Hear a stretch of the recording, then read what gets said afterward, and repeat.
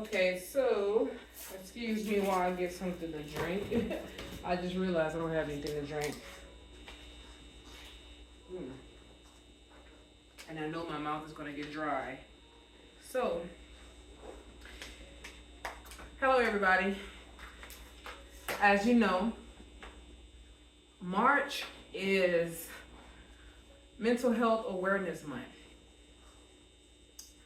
I am going to touch on some information.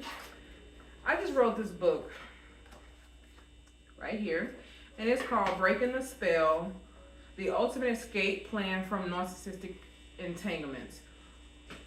What I'm going to do for this month of March, I'm going to help individuals who are dealing with narcissistic people. I have been hearing people talk about, oh, my ex is a narcissist, my ex was a narcissist. You know, truth be told, we throw that word around a lot. Do we even know what narcissistic is? Do we know what narcissism is? Do we know? Or is it just something that we just want to diagnose people with because of their behavior? So I decided to write a book about it. The reason why is because I experienced narcissism for myself. I didn't even know what narcissism was until I married my second husband. I had no clue what that was. I heard it before, but it didn't resonate to me because I hadn't experienced it yet. And I remember when I was at my breaking point of trying to figure out what to do, why I was going through the things I was going through, and what I was dealing with, I realized that I was dealing with something that I never dealt with before. And how was I supposed to understand something that I knew nothing about? So I started doing research. I started researching his personality because I didn't understand what type of person behaved the way he did and thought the way he thought. So I'm not going to make this long-winded because I don't want to drag this on. But what I want to do is help anyone who is dealing with a narcissistic person and need some type of guidance or understanding or education on this matter. Then that's what I'm going to do for this month. March is Mental Health Awareness Month. This is when we reflect on people who are dealing with mental illness, or even with ourselves, because some of us are dealing with mental illness. So we go to the doctor for anything that's bothering our body, but we won't go to the doctor for our mind. Our mind is still a part of our body. And how are we going to go and get help for everything else but that? I want to help you. I want to get you to understand that mental illness is very, very real and is nothing to be ashamed of. And when you understand that you might be dealing with a mental illness, you can go get help, or you're dealing with an individual who is dealing with a mental illness, then you can help them go get help or get away from them. Because you can't save everybody. I tell people all the time, you're not that person's savior. You're not Christ. You cannot go around trying to save everybody. You need to save yourself first. Because if you're in a situation where you can't get out of it, or you're in a situation where it's overwhelming, please do not continue in that situation. You need to get out of it. I want to start off with a scripture. And I say the scripture a lot because I had to do it to myself. I had to use it for myself. For me to get out of the situation that I was in my second marriage, I had to learn this scripture for myself. And that's Romans chapter 12. And in Romans chapter 12, verse 2, it says, "Do not be conformed to this world, but be transformed by the renewing of your mind, that by testing you may discern what is the will of God, what is good and acceptable and perfect. I knew about the scriptures for some years now, but about a year ago, I started trying to understand what that scripture really, really meant and what it was really saying. And the revelation that God had given to me was everything starts with the mind.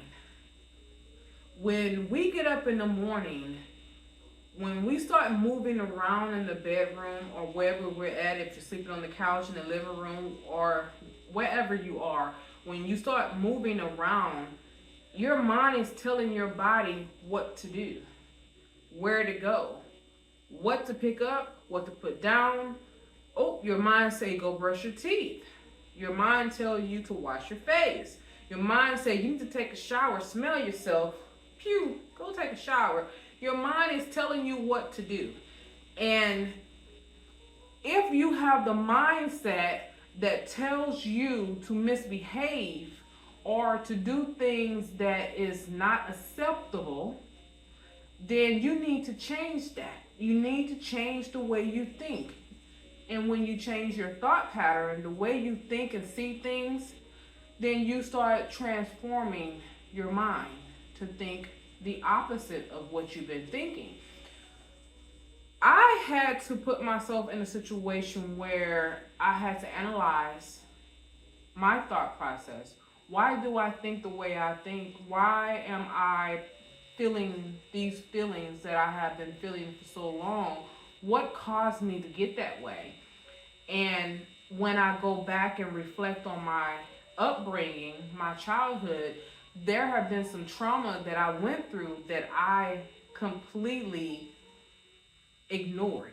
I won't say that I forgot about it, but I ignored it. I put it out of my mind when it would come up. When I started pondering and it pop in my head, I'm like, that's over with. I'm not 13 anymore. That's over with. But I didn't realize that because I never dealt with that issue, it was the main reason why I was making poor decisions in the first place.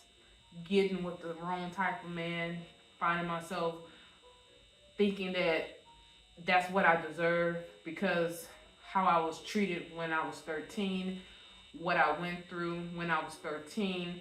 Now, if you want to know what I went through when I was 13, then you're going to have to get the book because I did write it in there. I'm not going to tell you what I went through. You must read the book to understand what I actually went through because I wrote it in full detail what happened to me. You can pick up a copy of this book on Amazon, or you can go to my website at www.imagingcoaching.com and go to the section where it says books, and you can purchase it from there as well. All of my books are on there. I'm going to read from this book, and I'm going to share a little bit of the books with you, but I'm not going to do the whole book. That's just like giving it away. Why do that? No, I'm going to literally just go through bits and pieces of the book just so you can get a full understanding of what the book is about, but also to help you in any situation that you might be going through and to give you some insight on what narcissism really is. Okay? So, chapter 1. I'm going to read the chapters first. It's 12 chapters, so you'll know what each chapter is about. Chapter 1. So, the title of this book is called Breaking the Spell, The Ultimate Escape Plan from Narcissistic Entanglements. And it's surviving and thriving dysfunction while navigating narcissistic relationships. Chapter 1, The Narcissistic Persona. Chapter 2, Origins of Narcissism. Chapter 3, The Mask of Narcissism. Chapter 4, The Narcissistic Cycle. Chapter 5, Narcissism and the Digital Age. Chapter 6, The Impasse Dilemma. Chapter 7, Healing from Narcissistic Abuse. Chapter 8, The Narcissist in the Workplace. Chapter 9, Parenting and Narcissism. Chapter 10, Narcissism and Mental Health. Chapter 11, Cultivating Healthy Relationships, Chapter 12, The Journey to Self-Reflection. So that's what those are. I'm going to get to it so we can go ahead and not drag this out. First up, I want to say, please share this video. Share all of the videos. There's going to be a series of this. And each series is going to talk about what's written in the book. And I strongly, strongly encourage you to share this video. Share all the videos with anyone that might be dealing with narcissistic individuals or who might be a narcissist themselves. But this is mainly, when I wrote this book for people who are victims of narcissism, not necessarily the narcissist, because the narcissists need to go and get help. They need psychological help. And then there's different levels of narcissists, which are written in here too. And you might be dealing with narcissists on the mild side, or you might be dealing with narcissists on the extreme side. And I talk about all of the individual narcissist levels, the levels of them. And if you are dealing with any of these kinds that I'm talking about, then you want to stay tuned for the series. You want to listen to all the series. You also can listen to my podcast that has more information than what I'm talking about here. I've already put it on the podcast, so you can go to my podcast. It's called Improving Your Thoughts by Freeing Yourself. You can get it anywhere that you listen to your podcast, from Spotify to iRadio to Apple, whatever. Wherever you get podcasts, you can listen to the podcast. It's already up there, but I'm going to talk about something a little bit different than what I talked about on there. Chapter 1 is the narcissist persona. You gotta excuse me. It's all these lights. It's just glare. It's a glare everywhere. So I'm going to take my time and I'm going to read some of it. I'm not going to read all of it, but the narcissistic persona. The term narcissistic persona is often used to describe individuals who inhabit traits associated with narcissistic personality disorders. Narcissistic personality disorder, which is NPD, is a mental health condition characterized by an inflated sense of self-importance, a constant need for attention and admiration, a lack of empathy for others, and often troubled relationships. So, skip this part and go to written in here. So let's continue. Okay, introduction to narcissism. Narcissism derived from the Greek mythology featured, which is narcissism with US at the end, who fell in love with his own reflection, is a term that has found itself not only in ancient legends, but also in the realm of psychology. Narcissism refers to a personality trait and in extreme cases, a personality disorder characterized by an excessive focus on oneself, an inflated sense of self-importance, and a profound need for admiration. While a certain degree of self-importance and confidence is a natural part of the human experience, narcissism becomes problematic when it interferes with a person's ability to form a healthy relationship, empathize with others, and navigate a complexity of social interaction.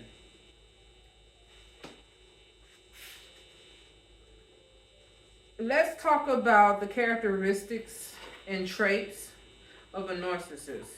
I want to talk about that. I'm trying to erase these little marks that I wrote on here because I'm going to give this book away to somebody. I don't know who yet, but I'm going to give this book away. So if you want a free book, hit me up. I can mail it to you. Anyways, I'm gonna give this book away. That's why I don't want to mark all up and why you see me erasing stuff. So anyway, in the exposure, and this I'm gonna explore more of this. So in this exploration of narcissism, we will dive into the key characteristics, causes, and consequences associated with narcissistic personality trait by revealing the complexity of narcissism. We will aim to provide, I'm going to aim to provide insight on how an individual with narcissistic traits, the way they think, the way they behave in their relationships, and fostering a deep understanding of the challenges that each of them go through, and as well as the victims of narcissists, dealing with a person who's narcissist. So some of the characteristics of a narcissist is the individual typically displaying a set of characteristics and traits that defines itself, and some of these narcissistic characteristics are grandiosity. So what is grandiosity? Grandiosity is a pattern of over-exaggerating self-importance and also superior. They think they're more superior than others, okay? Narcissists often have an unrealistic sense of their own abilities and achievements. So, for example, a person who is has a narcissistic person. I'm going to keep saying that word, so I'm going to get a little tongue tied. So please bear with me with that. So, a person that has grandiosity, they usually over exaggerate the things that they've done. Like they would say, I met MC Hammer. I say MC Hammer because that was my ex-husband. He used to always use that. That was one of his go-to. He wasn't lying because he did tour with MC Hammer back in the 80s, but we're in the 2020 and stuff. Why are we talking about the 80s, But that was the last big accomplishment that he actually had in his life. So he kept using it over and over again. I was like, man, some of the people he was talking to didn't even know who MC Hammer was because they was young. But then you had the ones who did know, was like, really, dude? How far was that? How long ago was that? But that's an example of grandiosity. They over-exaggerate their accomplishments. And it can be as far-fetched as that, or it can be something as small as, let's say, as small as, I bought this house, and it's in, overlooking the lake, and it's overlooking the ocean or whatever, and then you go to their house and they just have a little pond, and you're like, wait a minute, what happened to the lake and the pond? In the lake and the ocean, I don't see it. I see a little pond there, but okay. That's usually what happens with that. Okay, so number 2, the characteristic is fantasizes of success and power. So they fantasize, or narcissists may harbor fantasies of unlimited success, power, brilliance, or beauty. They may exaggerate their achievements and expect to be recognized as exceptional. Then number 3, need for constant aberration, a continuous need for excessive admiration and validation from others.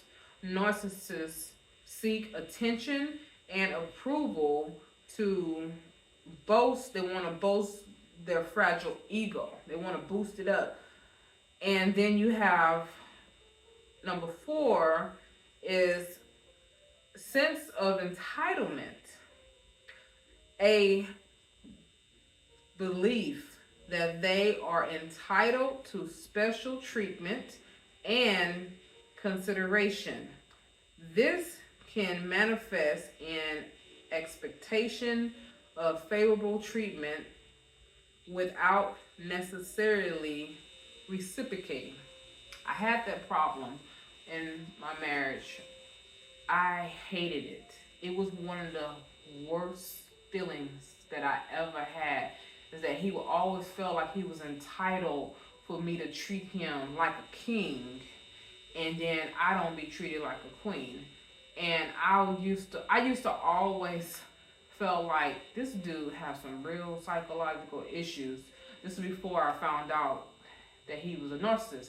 I don't know what person in their right mind feel that they deserve to be treated with the utmost top of the line, and this person don't even have a job. He don't even want to work. He don't want to help me out with bills. He don't want to and then when he did work, he still didn't help out with bills.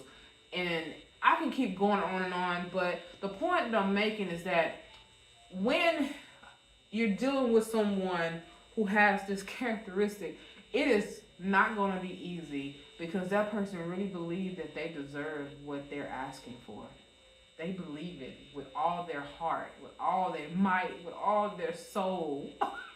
They believe it with all their mind. They believe it, you know? So let's keep going. Exploitation behavior. Narcissists may exploit others to achieve their own goals. They often lack empathy and are willing to take advantage of others without regards to their feelings and well-being. Yes, I dealt with that too. I dealt with pretty much everything I'm going to tell y'all about. All 10 of these, I dealt with them all. Yes. And that situation is horrible, because a person should never have to go through any of these things, but to be exploited for the things that you have, and they know that they did not accomplish those things, but they want to use you in that manner. You as a victim, you need to understand, you don't have to allow yourself to be exploited that way. You don't. You need to know that you have control. You have power. It's your life. So if you're allowing someone to exploit you, and you know you've been exploited, you have to question yourself. Why are you allowing this to happen? What is it about you that's allowing this person to do these things to you? Do you really have low self-esteem to where you cannot understand that you're worth more than what you're going through? You're worth more than gold. You're worth more than rubies and diamonds. You're worth more than the precious things of this earth. You are wonderfully made by God. He wonderfully hand prepared you for this world and stitched and wove you together as an individual, that you should not allow someone to exploit you by any means necessary, by any means. Also, number 6, lack of empathy. Difficulty recognizing and understanding the feelings and needs of others. Narcissists may struggle to form genuine connections and often prioritize their own needs over those of others. Number 7, envy and belief of uniqueness. A tendency to envy others or believe that others are envious of them. narcissists may see themselves as unique and only understood by other high status individuals. Now, I have a story on this one. I remember me and my second husband. I don't talk much about my first husband, but in the book, I do talk about him. I do share information about my first husband in the book. So if you want to know anything about that, you have to get the book for that. But as far as my second husband, I talk about my second husband the most because that's when I really experienced what a narcissist was. That's why I tailored the book around him in that area. So I want to talk about this story. I want to share this story. When I realized what type of person my ex was, my second husband was, oh my God, it clicked on me right away because we had just joined this church called The Lighthouse by Pastor Keon Henderson. If pretty much know, y'all probably know him. He's well known. He's married to Shaquille O'Neal's ex-wife, Shoni O'Neal. Well, now she's Shoni Henderson. So we had just joined that church, and they have their praise team, and then they have their choir. So my ex-husband, he sings or whatever, and he wanted to be on the praise team, not the choir. He wanted to be on the praise team.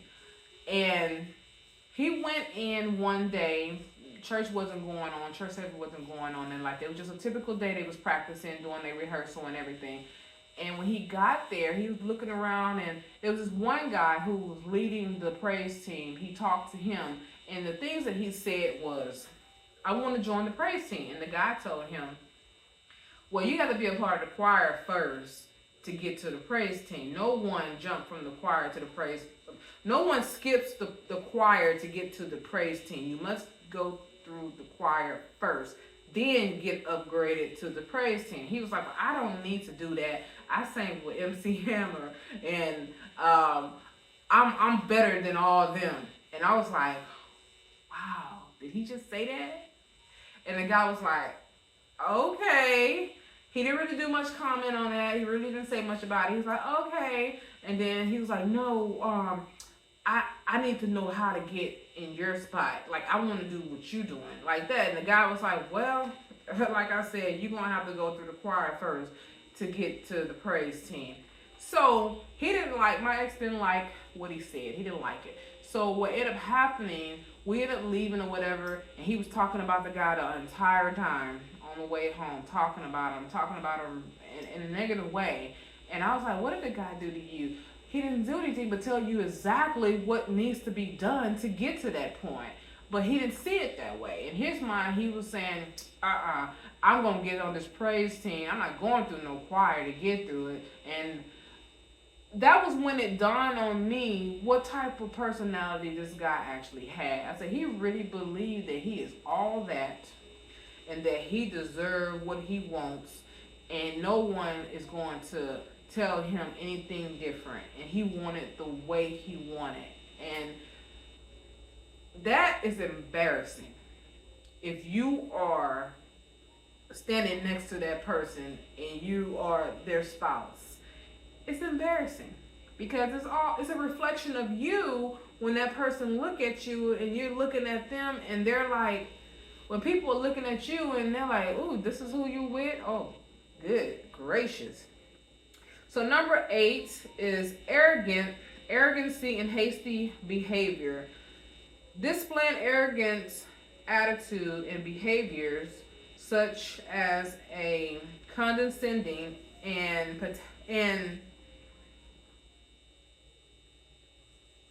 portraying themselves as I'm all that. You basically they're all this, they're all that. Like what I just described, they're all that. Like you cannot tell them nothing different. They're very, very, very arrogant. But it's sad because of the fact that how can you be arrogant and you really ain't, I want to use the word SH_T, you know? You really ain't. So how you arrogant? I mean, come on. Whew, okay. Anyways, keep it moving, girl, keep it moving. Okay, a narcissist may be dismissive to others whom they perceive as inferior. So they think they're better than them. They don't want to hear nothing that you have to say if they think they're better than you. And then number 9, impersonal difficulty, which this is what I really want to talk about too. Impersonal difficulty, they have strange relationships characterized by a lack of genuine emotional empathy. Well, not empathy, but intimacy.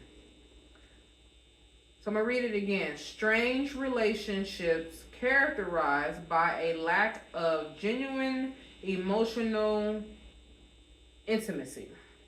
Narcissists may struggle to maintain healthy connections with others. That was what was lacking the most in my marriage. There was no real intimacy. And intimacy is not sex, you guys. I'm talking about a genuine connection where you don't even have to say anything to a person. You understand them and they understand you. And you respect them and they respect you. Did not have that at all. At all. And then number 10, fragile self-esteem. Despite outward display of confidence, narcissists often have a fragile self-esteem that is easily bruised by criticism and perceived slight. Yes, that is so true. They act like they're all that and they're so confident in what's going on with them, but their self-esteem is so easily bruised. I remember I called out a flaw that he had, and boy, it was like the end of the world when I said it. And I'm like, nah, you big and bad. You almighty. What you tripping off of? All I said was, da-da-da-da-da. What's your problem? That shouldn't have bothered you at all. But it did. And I wasn't being nasty, but I was being truthful. And I realized then that I had to be careful with the things that I said because I wasn't trying to be nasty and dirty like he was. I told myself that I was going to be different. I was going to rise above all the nastiness that I was being called. Because I'm telling y'all, every bee in the world, every bitch that could be, I was all that, okay? I was every female dog that you can name. I was that coming out of his mouth to me.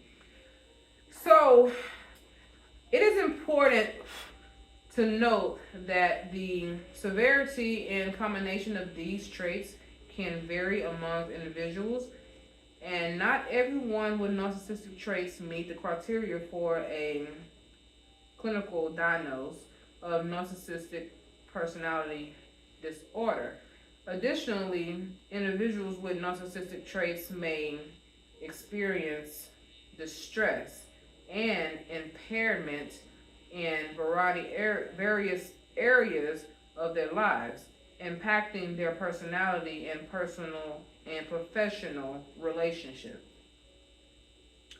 So the spectrum of narcissist behavior, I'm not going to really go into this yet.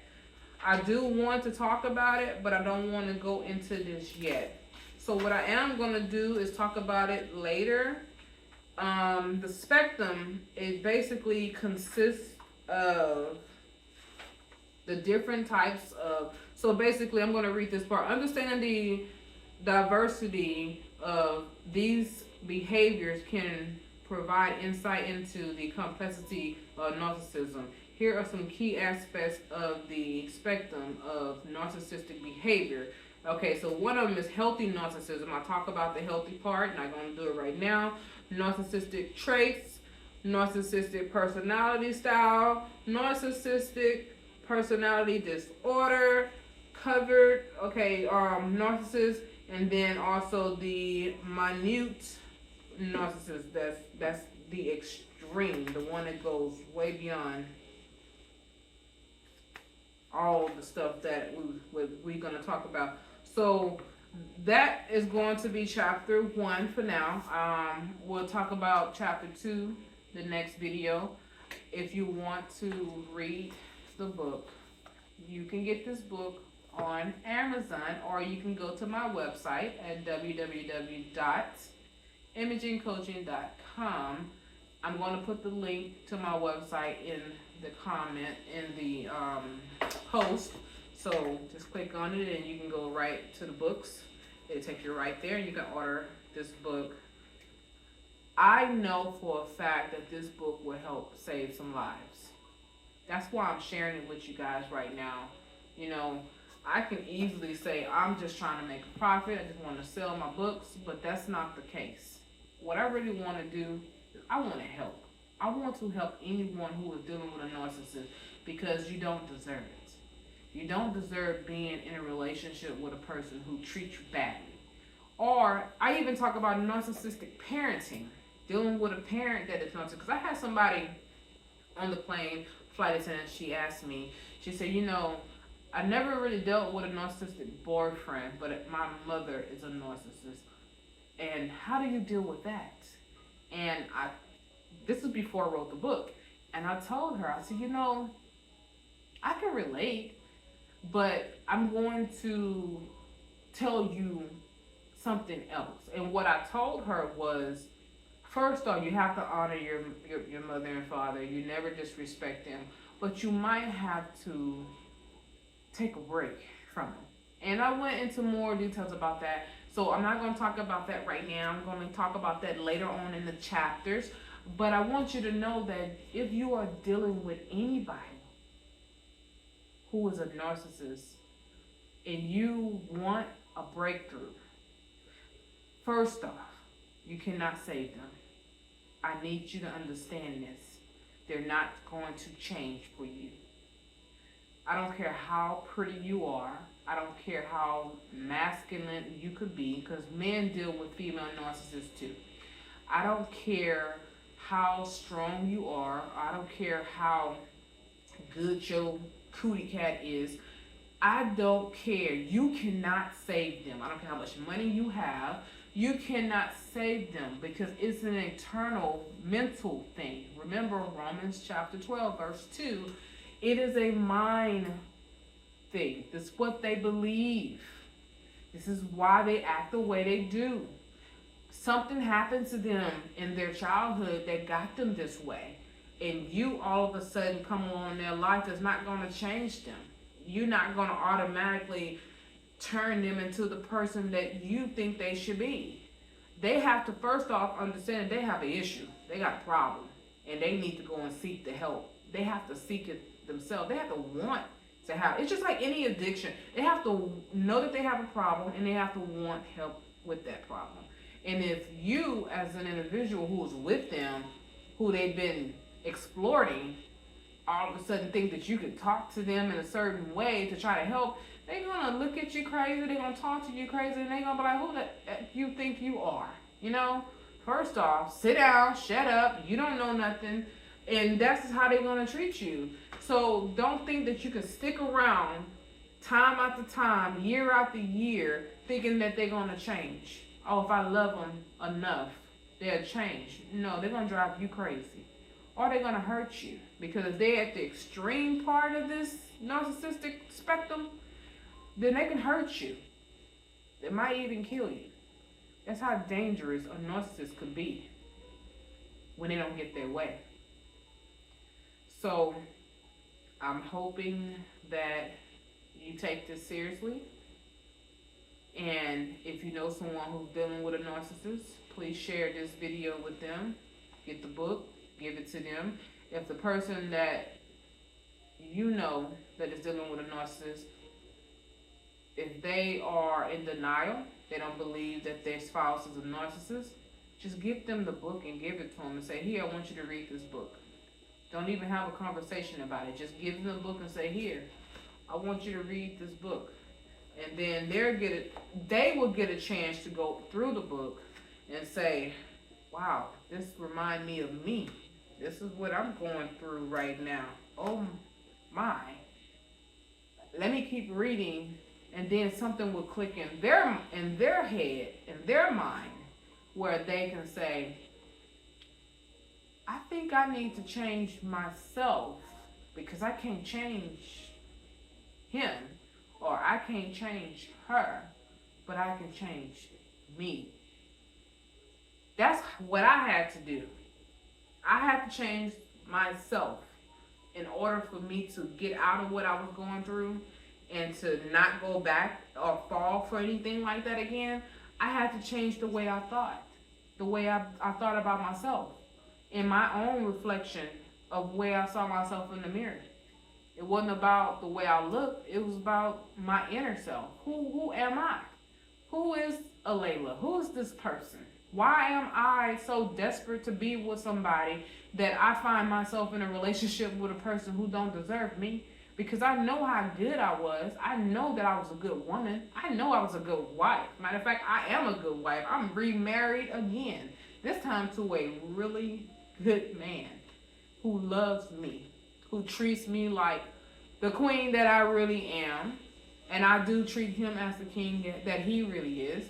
But I had to get to a place in my life where I understood myself, that I would never subject myself to any of that kind of abuse ever again in my life.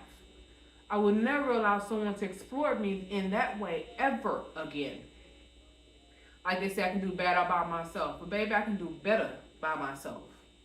Because I don't have to do bad by myself. And I don't have to do bad with somebody. So basically, I'm going to do good and I'm going to do better. And that's what I had to tell myself. This is not the life that I want. I don't want to continue every day in agony. I had migraines every day for a year. 365 days I had a migraine. And I worked through it. I suffered through it. And the way I suffered through it was that I continued to go to work. I continued to take care of my son, which was my nephew at the time. I continued to do everything that I had to do. I was there for my mother. I was there for my dad. I was there for my brother. I was there for everybody else but myself. And I was not putting myself first. I did not put myself first.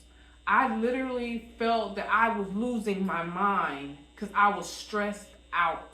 Literally, I was overly stressed. That I was going through all these different treatments. They was testing me. They putting me through these machines, looking at my brain, trying to find out what's going on with me because I thought I was going to have an aneurysm. I couldn't relax. And that's all because I had that man around me who was driving me crazy. Because he believed that I wasn't treating him the way he wanted me to treat him. I'm going to give you another example. Here was one example. He will force me to hug him. That's how bad it was. If I came home and I didn't acknowledge him, he would walk up to me and be like, put your arms around me and hug me. What? Come on, really? You know? And then he would grab me, and then I would be like this. While he's grabbing me, he would grab my arms and put it around him and hold me, you know? And I would have to hold him. And I'm saying, oh my God, this man is literally freaking crazy. But anyway, I said it the other way, effing crazy. So what I'm trying to get you to understand is that I know what it's like. I'm going to speak from experience when I teach you guys from my book, because I write my experience in this book. I write about the stuff I went through, how I went through it. I write about this. And I know that a lot of it was self-afflicted. I inflicted it on myself because a lot of the times when I think back on that situation, I said, the signs was there. They was there before I married him, but I ignored it because of my own selfish desires, the things that I wanted. I wanted to be a wife. I wanted the ring. I wanted the fairy tale wedding. I wanted to have someone help me pay bills. I'm telling the truth here. I'm not going to sit here and pretend. I wanted someone to help me pay bills, I wanted someone that I can wake up next to. I wanted someone to hold me. I wanted to feel loved. I wanted to feel wanted. I wanted to feel desired. I had just gotten out of a relationship before I got with my ex-husband. My second husband, I meant to say. And the things that went on in that relationship is what drove me to subject myself to that. Because when you feel unpretty, when a person is cheating on you, whether you're a man or a woman, when a person is cheating on you, it makes you feel unpretty. And that's what I had dealt with in the relationship before my second husband. The guy had cheated on me with multiple women, and he had babies coming left and right. And I mean left and right. I had got that phone call. No, I had got that, it was like a phone call, but it was on Facebook in the messenger. And the lady, she asked me who I was to him. And the thing she was saying was like, I'm pregnant, and then the other lady just had his baby. What? Huh? What are you talking about? Wait a minute. Okay. And the problem is that it was deeper than that. I talk about that in the book too. I'm not going to tell you everything on that story, but I talk about that in this book. What happened in that situation, what drove me to that second husband the way I did. I felt unpretty. I'm like, because I'm going to tell you something. I saw those girls that he had gotten pregnant. I'm talking about the ex-boyfriend before my second husband. And I don't talk bad about women or nothing like that. But what I will say was that they was not attractive. And I said to myself, he cheated on me with that? Are you serious? It really blew my mind. So let me give you this one other thing. A person in a relationship will be more understanding if their spouse cheated up, not down. And he cheated down, not up. And I was like, what in the world is wrong with me? That's how I took it.